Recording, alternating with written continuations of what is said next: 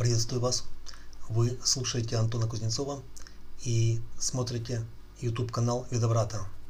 И сегодня у нас тема войны и конкретная война Украины и России с точки зрения Джотиша, ведической астрологии, а точнее такого раздела Джотиша, как Самхита Джотиш, то есть глобальная, всемирная, коллективная, общечеловеческая астрология.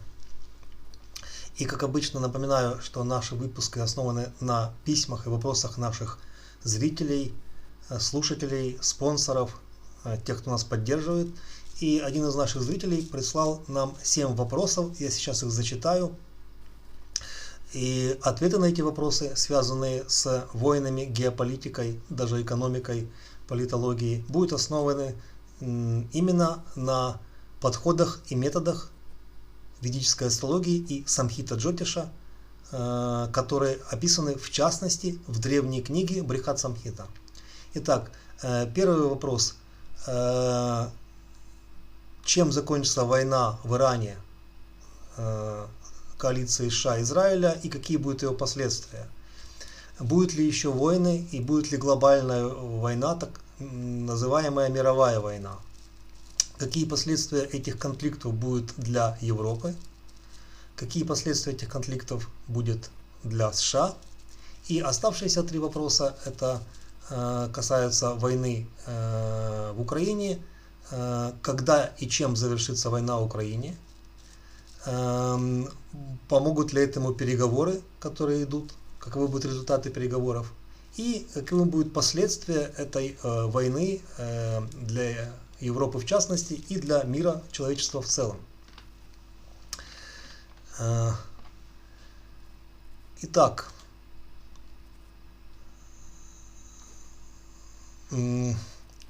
если начать с чего-то самого глобального и главного, то на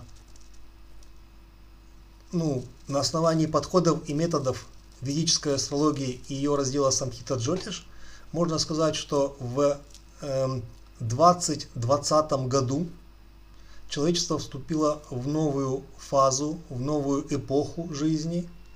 Это подразумевает трансформация мироустройства. И смена глобальной эпохи, она проявляется конфликтами интересов, конфликтами потребностей, конфликтами в виде военных конфликтов и изменения вследствие этого разрешения противоречий.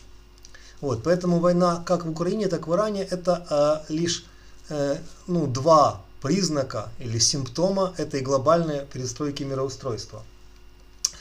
Эти циклы, начавшиеся в 2020 году, одновременно началось 2 цикла, 20-летний и 60-летний. У нас есть отдельное видео о циклах продолжительностью интервалом 60 лет. Чтобы это лучше понять, вы можете его посмотреть и понять, почему есть циклы 20 и 60, и почему они так важны и для отдельной страны, и для человечества в целом. Поскольку все-таки видео для астрологов, я скажу некоторые астрологические указания. 2 самых медленных грахи, это Шани и Гуру, они соединяются, то есть как стрелки часов касаются друг друга, входят в соединение, в юте, каждые 20 лет, а точнее там 19,8 лет. И это стрелки пересеклись, это начало дня, а может быть там начало суток, а может быть начало недели, а может быть начало месяца, а может быть начало года. Поэтому как минимум это 20-летний цикл, это великое соединение Маха, Юти, Гуру и Шани. Но каждые 3 года это более великое, то есть там оно называется сверхсоединение. Начинается сверхцикл 60-летний. Еще одно указание это транзиты, то есть гачары медленных грах, и самое медленное это Шани. И переход его сначала в Макара, а потом в Кумха с разницей, как вы понимаете, 2,5 года, запустила 2 новых фазы или этапа в жизни человечества. И переход в Раши Макара, 10-й Раши, который называют знаком Козерога. Вот, ну, опять же, без деталей и подробностей, которые связаны с прохождением через Накшатры Уттарашадха и Шравана, скажем, что в целом это указывает на политические и управленческие кризисы, беды у правящего класса, то есть у чиновников, как их назовем, ну, там, в те времена это были министры, в наше время это политики, например, да. Вот. Из-за этих кризисов будут недовольства людей, которые могут привести к революциям, мятежам и сменам правительства. Иногда как бы революционным путем, иногда эволюционным путем. Эволюционный путь, например, перевыборы. Тоже смена правительства или правителя, главы. Вот. Чтобы бороться с этими кризисами власти, как и конкретные политики, лидеры, так и структуры в целом, будет ужесточать контроль, да, то есть Шани в Макара это жесткие структуры, жесткий контроль и реструктуризировать власть, то есть, допустим, усиливать там силовые блоки. Вот. Кроме того, 10-й Раша связана как бы, ну, с обычной, повседневной, рутинной, монотонной социально-общественной деятельностью, и лидеры стран, вместо того, чтобы заниматься там стратегиями, дальновидным планированием, они будут вынуждены решать рутинные повседневные задачи, погрязнут в рутине. Вот. Кроме того, Шани он отвечает за соблюдение правил, законов, да, за наблюдение за законами, за соблюдение, ну и за карание за тех, кто не исполняет законы. И в 10-м Раше он будет проверять, насколько законы стойкие, да, он будет проверять правила и законы, особенно социальные, на прочность, на соблюдение их. Вот. Кроме того, он даст ограничения, и это приведет, ну, как бы к прагматизму, да, ну, прагматизму. Вот. Транзит Шани через 11 Раши Кумбха в целом, вот, в этой как бы геополитической картине, он тоже неблагоприятен, вот, тоже будут проблемы у правящих классов, но также как бы у людей умственного труда, так называемая интеллигенция, там, врачи, писатели и так далее, вот, в том числе у торговцев. Это даст плохие погодные условия. Ну, в Брихат Самхите написано, что это будут там плохие урожаи и недостаток пищи. Ну, в наше время тоже, может быть, не так это как бы связано будет с погодой, но с недостатком ресурсов, особенно природных, агроресурсов, сельскохозяйственных, будет меньше пищи. Вот. Фокус жизни людей переместится с внутренних, как бы, ну, ситуаций, внутренней политики на внешнюю политику. То есть, допустим, если это было какое-то там сообщество, да, там семья, их будет интересовать не только внутрисемейные отношения, а отношения с социумом, с окружением, с сообществом. Если это было какое-то там село, да, там был глава села, сельский совет, то ему придется заниматься районными проблемами и так далее по всем этим иерархиям. И поэтому в целом, когда мы доходим до уровня государства страны, то внутренняя политика будет зависеть от внешней политики, от общемировых тенденций. Вот. Кроме того, этот транзит Шани указывает на сложности в дипломатии, то есть людям труднее договориться, родственникам труднее договориться, там, работнику и руководителю труднее договориться и так далее, и так далее. То есть людям труднее договариваться. Поэтому дипломатия и в лично-человеческих отношениях, и межгосударственных отношениях будет неэффективна. Вот. Кроме того, 10-11 Раши Кумбха это обмен, взаимовыгодный обмен, что там, ну, умение договариваться, да, это биржи, агентства или агенции. Вот, трудности будут у тех людей, которые привыкли легко договариваться. И мы знаем это такие места, как биржа, где нужно договориться, или какие-то агентства и подобные ну, структуры, да, или места, где нужно уметь договариваться. Вот. Кроме того, 11-й Раша это потоки, да, это обмен как потоки, как передача, взаимодействия, поэтому ухудшатся потоки. Ну, мы это заметим как финансовые потоки, да, труднее будет передать деньги или оплатить, или получить деньги, обмениваться финансовыми и другими материальными ресурсами. И не только на внутренних как бы сферах, пространствах, а и на внешних, международных. Вот. И поскольку 11 раша это умение договариваться, это заключение взаимовыгодных договоренностей, да, соглашений, контрактов, договоров, да, то труднее будет заключать новые, а старые по тенденциям не будут работать. И это как бы вот такая общая закономерность, что придется передоговариваться, придется перезаключать соглашения.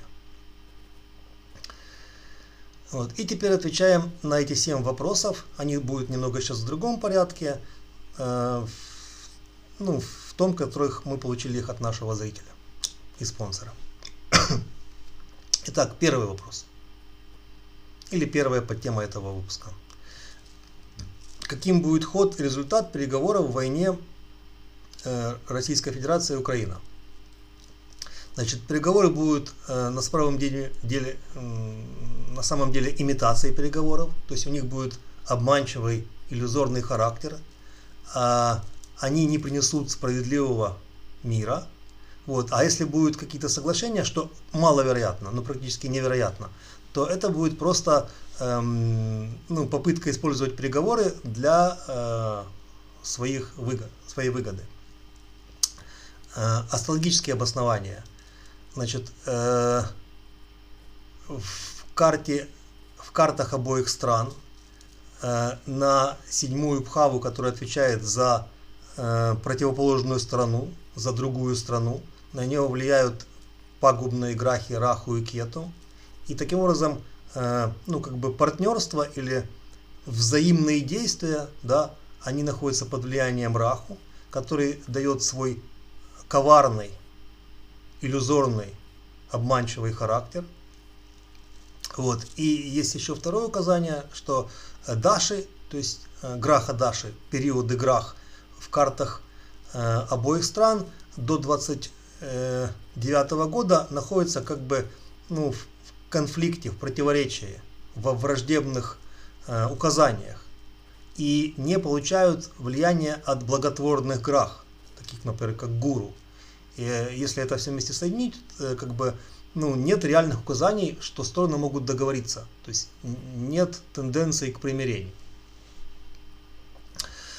Второй вопрос. Чем закончится война Израиля и США против Ирана на Ближнем Востоке? И насколько она будет долгой?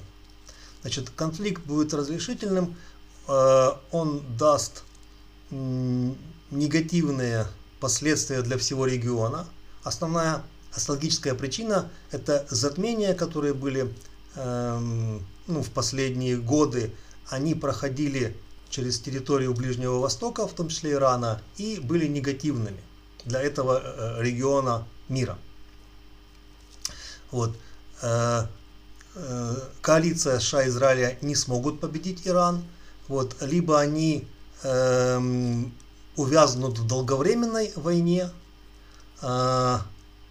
тогда это истощит ресурсы Соединенных Штатов Америки прежде всего, либо они откажут от этой войны, имитируя ее завершение, победное, успешное. Но таким образом они покажут свою слабость, особенно США, и их влияние в восточном исламском мире значительно уменьшится. Там есть долгие астрологические обоснования. Я сейчас просто скажу кратко, какой там принцип. То есть грахи, которые вызывают затмение, это Раху и Кету. Это вектор. Напоминаю, это не ось, это вектор. Ось, она двунаправлена и равна. Вектор, он однонаправленный и неравный. От А к Б, от прошлого к будущему, от Кету к Раху, сзади вперед. Вот это вот вектор Раху и Кету. Есть отдельное видео, почему это не ось, пересмотрите его. Он вызывает затмение, и затмение происходит в разном раше. В 2023 году затмения были на векторе 7-й, 1-й раши. В следующем году, 2024, затмения были почти на векторе 6 и 12 раши. В 2025 году они немного были на векторе 6-12 и двигаются дальше, но в противоположном направлении, поскольку Раху и Кету всегда ретроградные. И уже был вектор 5 и 6 раши. И в 2026 году этот вектор, он еще сместился в противозодиакальном ретроградном движении. И в 2026 году есть остаточные затмения на векторе 5 и 11 раши, но в целом это уже переход к вектору 4-10 раши. Таким образом, каждые 1,5 года смещается вектор затмений, указанных Раху и Кету, и затмения происходят уже в других раши. А эти раши соответствуют и направлениям горизонта, сторонам света, как говорят, и соответствуют странам. Вот, поэтому, если мы будем изучать книгу Брихат Самхита и увидим, каким пары раши Симха Кумбха, это 5 и 11, и Карка Макара, это 4 и 10, соответствуют направлениям, то это соответствует Китаю, да, там указано слово Кашмир, это сегодняшний Пакистан, и указаны направления. Это направление юг и юго-запад. Поэтому, помимо того, что это началось на Востоке, вот эти вот, ну, скажем, конфликты военные или войны, пока локальные, вот, они будут перемещаться с востока на запад, и вероятны войны в регионе Китая, либо на Тайване, либо в других странах, которые вызваны влиянием Китая. Вот, Кашмир – это конфликт между двумя соседними странами, и юго-запад. Кроме того, там есть такое указание, что войны возможны в бывших великих империях. Вот, был Советский Союз, это Великая Советская империя, и поэтому на постсоветском пространстве тоже вероятны военные конфликты. В 26 году, когда когда вектор затмений перейдет в 4-10 раши. Эти все конфликты, они будут как бы легко возникать, но медленно завершаться. Как вот шутили у нас, я не помню где, в школе или в техникуме, да, драку легко начать, но трудно завершить. Поэтому объявить войну просто, а завершить войну сложно. Начать военный конфликт проще, чем его завершить. И это будет касаться вот этих вот как бы пока еще локальных конфликтов,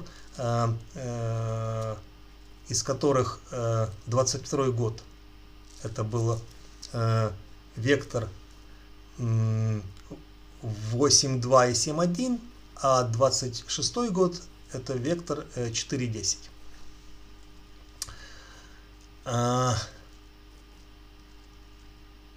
Далее, третий вопрос.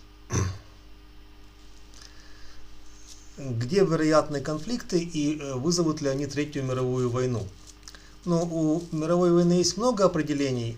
Как бы в распространенном понимании Третья мировая война очень вероятна, но не в 26 году, а в следующие 3 года, с 27 по 30. То есть 2027 по 2030 год будут конфликты расширяться, вот, и через их как бы, ну, экстенсивность, да, эскалацию, да, есть такое слово, эскалация, вероятно, что войдут глобальные страны, которые не хотели бы вовлекаться в мировую войну. Значит, точки, где могут возникнуть конфликты, это Китайская Народная Республика и Тайвань, вот, потому что у них идут даши неблаготворные, которые указывают, ну, скажем, разрушение, страдания. Вот. И в Вимшотари Даши США тоже неблаготворный период, да, который указывает разрушение из-за ошибочных действий. Там идет глобальная Махадаша Раху с 19 по 33 год. Но там будут отдельные подпериоды, которые более критически к иллюзиям, заблуждениям, ошибкам и разрушениям вследствие этого. Пятый вопрос. Вследствие этого всего, того, что было в вопросах и в наших интерпретациях, какие опасности для США? Значит, опасности для США в основном видны по карте создания этой страны, да, то есть регистрация или объявление независимости, или по карте рождения страны. Вот, краткий вывод, да, то есть страна переживает критические изменения, трансформации, но не в контексте развития, а в контексте разрушения былого. То есть она была доминирующей страной, да, лидером, или как еще назовем, доминантом, да, главой стран или ведущей страной. Она потеряет этот статус. Второй важный нюанс – это поляризация внутри страны. То есть разделение на два мнения, на противоположное мнение. За него или против, за это или против этого. Да, там, синие и красные, да, за такой закон, против такого закона, за эту войну, против такой войны. И вот эта вот поляризация приводит к расколу с большой вероятностью гражданского противостояния. Вот, из-за того, что страна теряет геополитическое доминирование, она будет терять экономическое доминирование, и это отразится на статусе валюты, доллара США. Он не будет уже однозначно главной валютой. И курс его из-за этого ухудшится. Вот. Более подробное обоснование логические есть в нашем видео, да, прогноз для США на 26-27 годы. Вот, кратко напомню, что идет Махадаша Раху с 15 по 33 год. Вот, Раху находится в 8-й Бхаве. Если мы соединим это все, то краткие выводы. Страна попадает в иллюзии, люди живут в иллюзорных мнениях, в иллюзорных реальностях. Из-за этого они видят все не так, как оно есть. Вот эта поляризация или разделение вызывает противостояние, и это приводит не только к утрате единства нации, это опасно и для страны, и для ее руководства, и как минимум это будет вызывать сложности в управлении. Вот, и до 1933 года эти тенденции не сохранятся. Шестой вопрос. Когда завершится активная масштабная фаза войны Россия-Украина? Это будет между 26 и 27 годами. Если говорить кратко, конец 26-го, начало 27-го. Но это будет не завершение войны, по примеру какого-то мирного договора, который мы помним из прошлого, а это будет временная приостановка, а потом война продолжится. Временная приостановка означает, что обе стороны будут настолько уставшими, истощенными, что у них не будет ресурсов, и они будут вынуждены пойти на временное перемирие, которое каждый попытается использовать для себя полезно и прагматично. Астрологические обоснования у нас есть отдельная тема, но если кратко сказать, что транзит Шани через Раши Кумбха 11, он был с 23 по 25 год. Он давал непримиримость, непреклонность, упрямство, упертость. В контексте этой войны обе стороны они были упорны и не желали уступать. Вот. В марте 25 года Шани перешел в Раши Мина. Вот. И там есть много указаний, но если взять основное значение 12-го Раши, это отдавание как отдача, возврат долга, расплата. Это также отдавание как траты, то есть расходы, и утраты, то есть потери. Кроме того, 11-й Раши – это переход в иной мир, в иное пространство. Это изоляция, иногда самоизоляция, иногда вынужденная изоляция. Вот потом мы поняли, почему это такое будет в 12-й Бхаве. Вот. И вот эти вот отдавания, иногда они будут чрезмерными, это как бы жертвы, но не пожертвования, как благотворительность и отдавание должного, а жертвы как вынужденные жертвы. И поэтому это дает тенденции к истощению. Вот. Поэтому ресурсы обоих сторон иссякнут. Ну, есть еще другие указания, это тоже конец 26-го, начало 27-го года. Затмение будет в августе 26-го года и изменение других важных грах в декабре 26-го года. Вот, поэтому более широкий как бы прогноз. Война не закончится, но стихнет. Да, как бы не совсем остановится, не прекратится, стихнет, так лучше сказать, да. То есть поменяется фаза войны с активной на более сдержанную между августом 26 года и июнем 27. Вот. Более узкий это декабрь 26 года. То есть последствия затмения августа еще будут усилены изменением транзитов, то есть Гачара, в декабре 26 года. Следующий вопрос. Каковы будут последствия войны и как это повлияет на мировое устройство? Ну, как мы помним с самого начала, что я сказал, вот этот 20-летний новый этап жизни человечества, да, эпоха или цикл, он трансформирует все человечество. Вот. А те страны, которые имели накопленные последствия, накопленные, как их назовем, неотработанные действия, которые совершили ошибки, но еще их не отработали, так называемая накопленная карма. Но карма не как какая-то неопределенность, предопределенность или трагедия, а карма как последствия деяний. Вот. Такие страны, они трансформируются более жестким огненным способом, в частности через войны или подобные трансформационные процессы. Вот. Эта война в контексте России и Украины, она их значительно изменит. То есть, если бы не эта война, они бы эволюционировали, Украина, допустим, шла бы каким-то иным путем, которым она не пошла в 91 году, через десятилетия. А вследствие войны, и тут слово благодаря как бы даже не сложно произнести, вследствие войны она более быстро изменится и трансформируется. Вот. Основная трансформация это будет усиление, чтобы выжить, да, то есть чтобы сохраниться, выживание, да, это восьмая Бхава. Вот. Но придется чем-то пожертвовать, да, то есть как бы это будет тяжелая цена, это будет демографические разрушения и территориальные разрушения, то есть потеря территорий. Вот.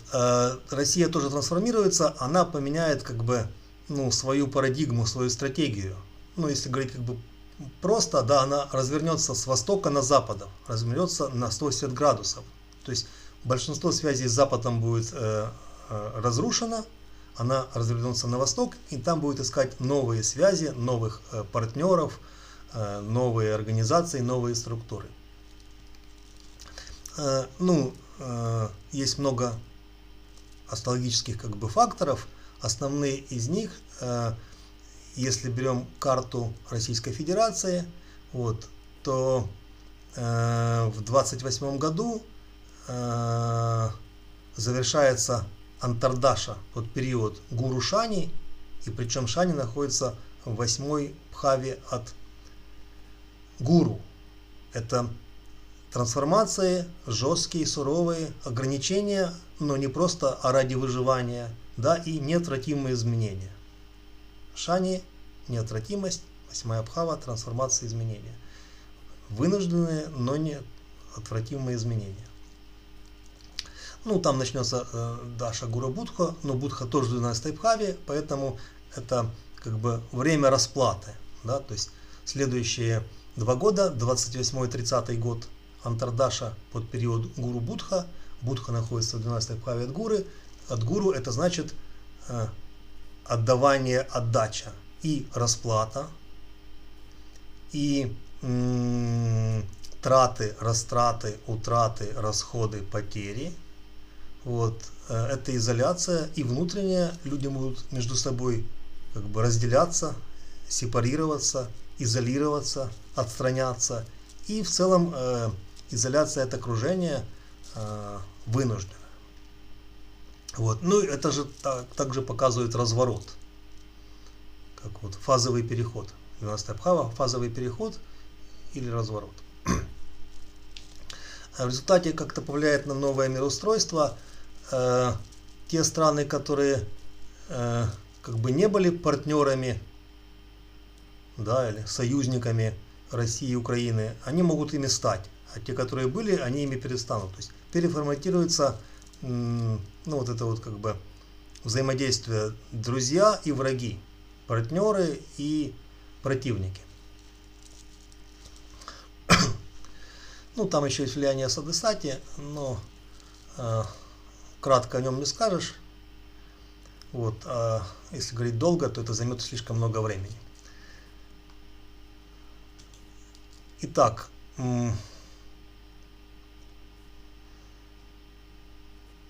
выводы, если мы подытожим ответы на эти 7 вопросов и астрологические обоснования этих всех 7 ответов на 7 запросов нашего зрителя и спонсора.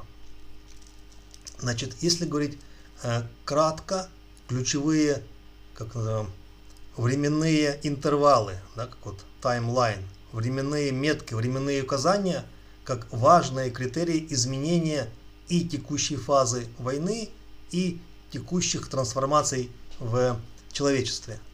Это затмение в августе 26 года и переход Раху в Макара Раши в декабре тоже 2026 года. Позже я скажу, какие главные методы Самхита Джотиша, описанные в книге Брихат Самхита. Но из этих методов 2 самых главных — это затмение и то, на что они указывают, на какие страны и на какие сообщества людей, да? И гачара, то есть транзиты Раху и Кету. Вот, соединение влияний затмений в августе 2026 года и влияние изменений вследствие перехода Раху в предыдущий, да, Макара Раши в декабре, вот, оно даст как бы объединяющее влияние, вот, что делает вероятность, так называемую заморозку или приостановку войны РФ-Украина наиболее вероятной. Ну, как это можно объяснить с точки зрения астрологии? То есть Раху отвечает не только за иллюзии, обман, манипуляции, он отвечает за границы, но не естественные. Вот Шани — это естественные границы, ограничения, пределы, разграничения, границы, сдержанность, но все это естественно. А Раху отвечает тоже за границы, но это искусственные, иллюзорные, как еще назовем, штучные, созданные по странным причинам, да, странные границы. Вот. И поэтому это будет искусственная граница, которая создана по вынужденным и неестественным причинам. Вот. Кроме того, Макара Раши указывает структурность, жесткость и зафиксированность. Поэтому вследствие жесткого влияния будет вынужденная фиксация состояния, статуса кво. Вот. Кроме того, Макара Раша — это как бы структурность, а Раху — это иллюзия. Это будет иллюзия структурности или иллюзия положения, статуса. Это будет иллюзорное, но зафиксированное положение или статус-кво. Поэтому это будет не настоящий мир Шанти, который мог бы дать гуру, а не Раху. Это будет холодная, замороженная, искусственная, вынужденная граница. И там есть у нее разные названия политические, допустим, там отведение войск или там прекращение огня или что-то подобное. Но это просто будут формы этой сути. Вот. Кроме того, в картах обеих стран, и Украины, и России, вот, Чандра, которая представляет публику, народ, общество, психическое состояние людей страны, а также ее природу, природные ресурсы, она находится в Макара Раши, кстати, в обоих Шравана Накшатре. И таким образом Раху будет проходить по Чандре обеих стран. Вот. Это будет тяжелый период. То есть, если это был бы человек, у него было там психологическое, душевное истощение. А это касается страны. То есть, это будет общечеловеческое, психологическое истощение народа или общества. Вот. Это будет, Раху вызывает разочарование. Иногда недовольство, иногда просто как бы разочарование. Вот. И, разочарование.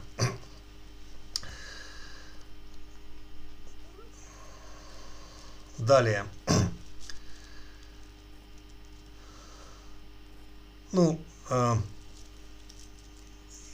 Есть еще влияние перехода Шани в Мина Раши. Это тоже указывает на ограниченность, вынужденность и истощение ресурсов. Это тоже будет подталкивать стороны к прекращению войны по причине недостатка, иссякания физических, материальных возможностей. Вот. Таким образом, не завершение, а приостановка войны, она произойдет после августа 26 года, вероятно, в декабре. В августе затмения вызовут кульминацию и некоторые такие потрясающие события, говорят, шоковые события. Вот. Это вынудит политиков задуматься. Вот. А переход в декабре 26 года Раху в Макара Раши, 10-й, зафиксирует эту последствия этого шокирующих, кульминационных событий с переговоров, перемирие, хотя иллюзорное, но показывающее некий статус-кво, некоторую временную реальность, без реального политического разрешения, то есть без удовлетворения сторон. Итак, будем постепенно завершать. Значит, напомню ключевые методы, которые применяет Самхита Джотиш, то есть глобальный, общечеловеческий, всемирный, коллективный Джотиш. Джотиш человечества, стран, государств, сообществ людей, регионов и так далее. Там варн, сословий, профессий в том числе. Это затмение Грахана, это соединение Юти, медленных Грах, особенно Шани, Гуру, а также Раху, Кету и Мангала, если это касается войн. Третий метод Самхита Джотиша — это транзиты медленных Грах через Раши. Это описано в главах книги Брихат Самхита. И транзиты медленных Грах через Накшатры. Это тоже описано.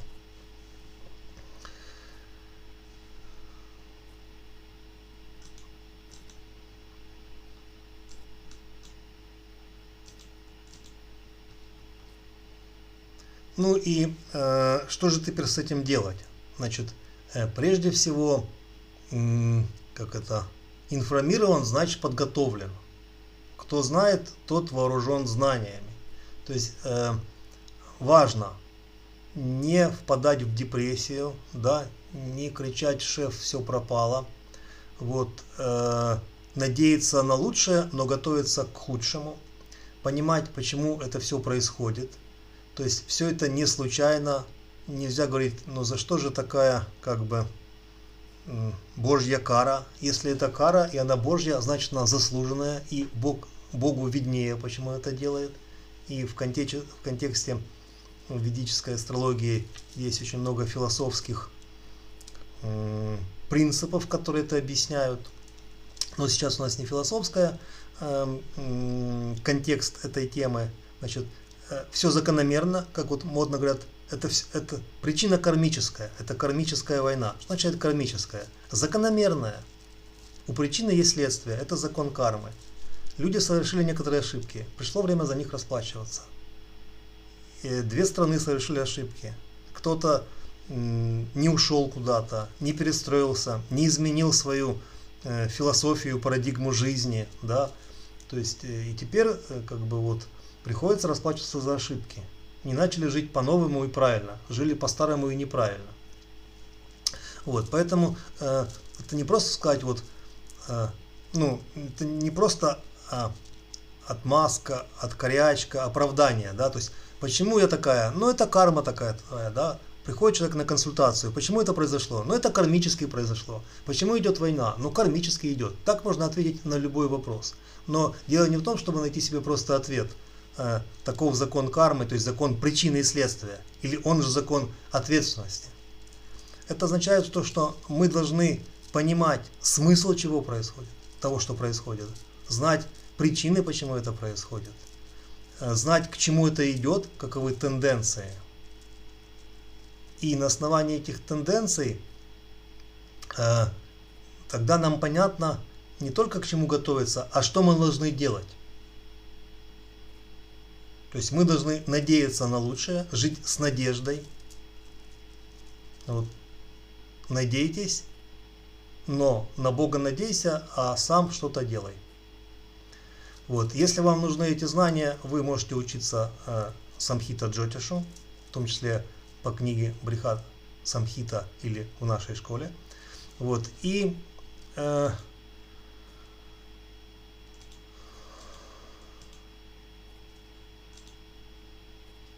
вот. И еще помнить, что даже прогнозы Джотиша, которые являются, ну, как бы, с одной стороны, неотвратимыми, закономерными, кармическими, они не показывают гарантированного, стопроцентного результата. То есть они дают вероятность результата. Во-первых, они должны учитывать, какое идет сейчас время, в каком месте это все происходит и под какими влияниями. На санскрите это кала, время, деша, это место, и граха, это влияющая сила. Мы должны учитывать место, время, да, как вот дух времени, ход времени и влияние. Вот. И время какое? Время трансформации. Это общие циклы. Это 20-летний цикл перестройки человечества. Место, где происходит. Каждая страна находится в своем месте, и каждую эту трансформацию проживают по-своему. И грахи, они влияют в целом на человечество, это Самхита Джотиш, они влияют на страны, это тоже Самхита Джотиш, и они влияют на каждого из нас по-разному. Поэтому, как бы находясь, кто-то в войне, но живет хорошо. А у кого-то нет войны, и он думает, почему я живу хуже той страны, которая живет в состоянии войны. Это тоже реально. Поэтому нужно учитывать ход времени, место, где проживается опыт, и каковы конкретные, иногда коллективные, иногда индивидуальные влияния грах, как высших сил. Вот. Если мы учитываем это кала, деша, граха, то есть время, место и влияющие силы, тогда время, ход времени, Zeitgeist, дух времени, показывает, что человечество перестраивается, истощается, и эта война тоже на истощение. Это война типа шани, то есть разделяющая, утомляющая, приводящая к ограничениям, требующая терпения, упорства и сдержанности. Вот. Тенденция в этом времени – переход от активности к снижению активности, то есть к ограниченной фазе войны, но не остановке. Вот. Каковы влияния граха Бхала? Шани и Раху дает жесткое давление, влияние обстоятельств, приводящее к фиксации ситуации, но статус-кво, или как его назовем, результат, он иллюзорный и временный. Вот. Кроме того, есть альтернативные результаты, то есть возможно даже усиление войны перед ее стабилизацией. То есть возможны всплески, эскалации и агрессивности, как вот агония, да, перед смертью. Вот. И что может поменять сильно ситуацию? Изменение поддержки сторон, как и конкретного человека, то есть население может либо поддерживать войну, либо мешать ей, так и поддержки других стран. Иногда это партнеры, иногда это союзники, иногда это противники. Экономика может быстрее истощаться и медленнее. Допустим, если там поменяется состояние с энергоносителями, с топливом, состояние информационных сфер, да, то есть там называется, обмен информацией, телекоммуникацией, то экономика может даже из этого очень сильно ослабнуть. И это повлияет на ход войны, потому что уменьшатся ресурсы. Вот. И третье, что может повлиять на этот прогноз, это возникновение новых технологий. Как вот там не было искусственного интеллекта, была одна жизнь. Он появился, стала другая. Не было мобильных телефонов, появились мобильные телефоны. В контексте войны не было дронов на войне, появились дроны, то есть так называемые беспилотные летательные аппараты. А потом еще беспилотные плавательные аппараты и так далее. То есть, это очень трудно предсказать, какие технологии возникнут, но технологические факторы могут очень сильно повлиять на эту тенденцию, которую я как можно подробнее сегодня вам описал. На этом на сегодня все. Благодарю вас за понимание. Просьба от меня, если у вас есть вопросы, комментарии, пишите их в комментариях к этому видео, а лучше присылайте к нам на e-mail, вы email знаете, org.vet.bz. Вот, просьба от моих помощников поделиться этим видео, но только с теми, кому оно будет ценным, кто его поймет и оценит. Вот, и надейтесь на лучшее, но будьте готовы ко всему. Благодарю.